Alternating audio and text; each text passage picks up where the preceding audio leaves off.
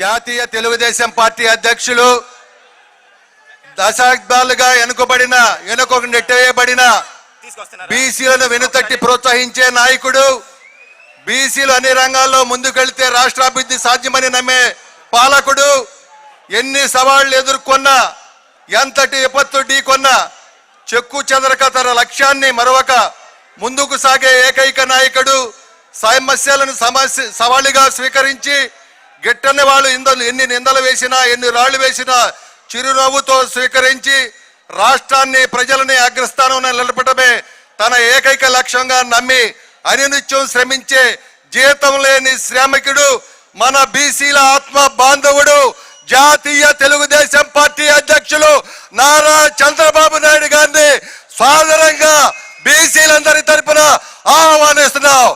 వర్ధిల్లాలి నారా చంద్రబాబు నాయుడు నాయకత్వం, వర్ధిల్లాలి నారా చంద్రబాబు నాయుడు నాయకత్వం. జై హో బీసీ.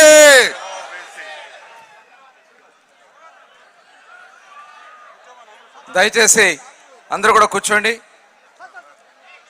మన జాతీయ పార్టీ అధ్యక్షులు నిరంతరం తెలుగు వారి కోసం తప్పించే నాయకుడు, మనందరి కోసం అహర్నిశలు కష్టపడుతున్నటువంటి నాయకుడు, ఈ రాష్ట్రం కోసం కష్టపడితే అక్రమ కేసు పెట్టి 53 రోజుల పాటు రాజమండ్రి జైల్లో పెట్టినటువంటి ఈ ముఖ్యమంత్రి మీద అలుపెరగని పోరాటం చేస్తున్నటువంటి మన నాయకుడు నారా చంద్రబాబు నాయుడు గారికి ఒక్కసారి గట్టిగా మన అందరూ కూడా బీసీల తరఫున కరతాళ ధ్వనులు తెలియజేయాలని చెప్పి కోరుతా ఉన్నాను.